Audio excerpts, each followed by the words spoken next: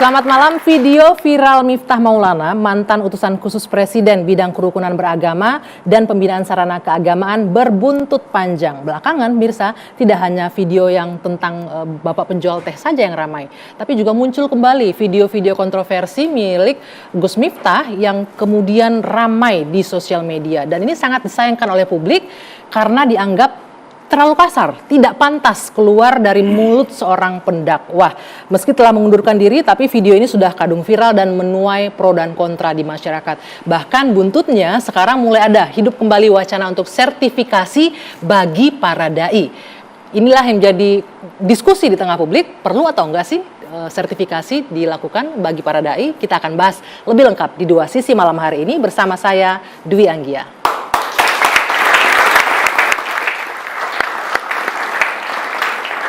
Saya langsung saja memperkenalkan narasumber yang sudah hadir malam hari ini. Dari ujung sebelah sana saya perkenalkan Kiai Haji Zaitun Rasmin, Ketua Wahdah Islamiyah. Selamat malam, Assalamualaikum Kiai. Boleh digunakan nanti mikrofonnya Bapak-Bapak. Dan juga ada Bung Mustafa Narawardaya, pegiat media sosial. Selamat malam Mustafa. Boleh dipakai ya?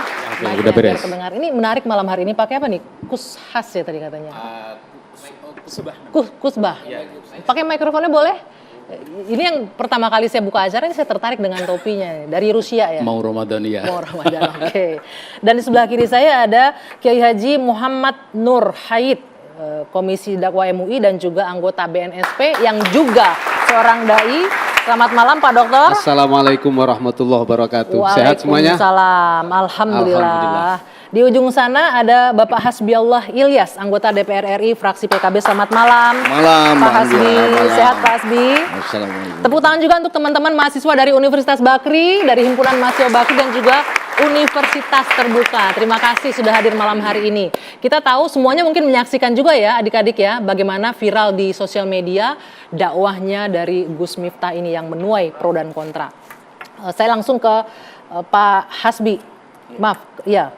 Ke Pak Haid terlebih dahulu. Gus Haid, ini kalau kita bicara, Anda juga seorang pendakwah, seorang dai juga. Kalau melihat tadi video yang muncul, yang viral ini tidak hanya yang menyinggung atau melukai penjual teh, tapi kemudian belakangan muncul video-video viral terkait dengan konten dakwahnya Gus Miftah yang dianggap melukai perasaan yang bahkan cenderung membuli. Kita lihat beberapa konten seperti itu. Anda melihat ini seperti apa? Ya, yang pertama, semua komponen bangsa ini sudah melihat langsung, bahkan sudah memberikan nasihat langsung pada Gus Miftah melalui akun sosial medianya atau secara langsung datang kepada beliau untuk menyampaikan agar ketika berdakwah tetap mengedepankan akhlakul karimah. Dan Gus Miftah menerima dengan baik itu.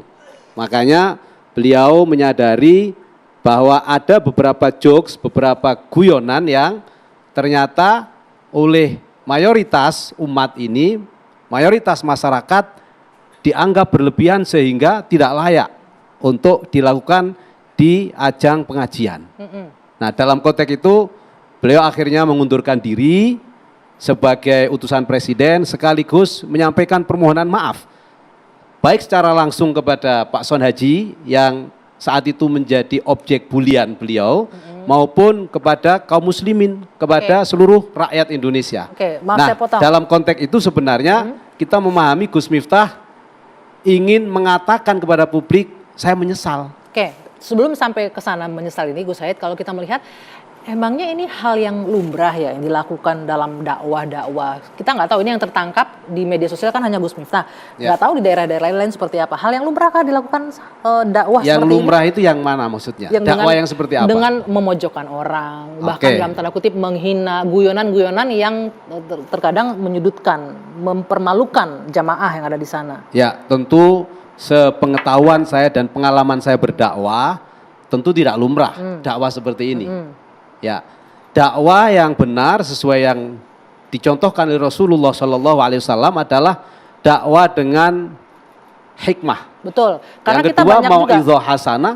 Kalaupun harus berdebat, itu pun koridornya wajadilhum billati ya ahsan. Debatnya pun harus yang terbaik. Tidak boleh ada penghinaan, tidak boleh ada bullying dan seterusnya. Gus Said, pertanyaan saya ini muncul kenapa? Karena di sosial media tuh mulai banyak nih yang muncul menyebutkan bahwa itu biasa kok celotehan apa lelucon-lelucon yang biasa di daerah kami. Seperti itu pembelaan yang muncul di sosmed. Ya, saya hanya ingin mencoba menarasikan dari awal sosok Gus Miftah ini memang kan unik. Dia lahir dari komunitas dakwah yang tidak banyak dijangkau oleh dai-dai pada umumnya. Sehingga dakwah yang seperti apa? Ya, dakwah yang dimulai dari misalnya klub malam. Dari daerah-daerah prostitusi sebagaimana pengakuan beliau. Dari daerah-daerah pinggiran, masyarakat pedesaan. Di mana memang karakter dakwah di komunitas ini akan sangat mudah diterima ketika ada unsur guyon. Nah, tetapi tentu kita tidak bisa dan tidak memperkenankan guyonan yang melanggar ketentuan syariat. Dalam artian guyonan yang sampai pada penghinaan misalnya. Makanya beliau kan langsung menyadari, minta maaf, datang ke rumahnya Pak Son Haji sampai mengumrohkan. Bagian dari bukti beliau ini ingin mengatakan saya salah dan saya memohon maaf. Baik kepada yang bersangkutan maupun kepada publik. Nah, dari kerangka itu sebenarnya kita bisa melihat, oh karakter Gus Miftah seperti itu. Walaupun tetap kita tidak bisa membenarkan ya. Saya kira publik juga tidak bisa membenarkan itu. Setidaknya ini bagian dari hikmah yang harus diambil untuk ya. Semua komponen bangsa terutama para dai tetap tidak boleh melanggar koridor bil hikmah wal mau'izatil hasanah wajadilhum billati ahsan. Karena ini koridor Quran. Baik, terima kasih Gus Said. Saya mau minta juga tanggapan dari Kiai Haji Zaitun Rasmin sebagai orang yang juga malang melintang di dunia dakwah, memberikan syiar agama. Kalau tadi tanggapi bahwa ini memang tidak lumrah, tidak seharusnya dakwah seperti ini. Tapi disebutkan juga bahwa mungkin karena karakternya Gus Miftah seperti itu. Bagaimana kita harus menyikapi ini Pak Kiai? Ya, Assalamualaikum warahmatullahi wabarakatuh. Alhamdulillah wassalatu wassalamu ala rasulillah. Kita dalam menyikapi apapun, ya, dalam menilai selalu harus berusaha objektif, ya. Kemudian jujur dan adil. Ya. Objektif bahwa suatu perbuatan yang salah kita harus bilang salah. Ya, tidak bisa ya walau dengan apapun tidak bisa dikatakan benar. Ya, yang salah tetap salah.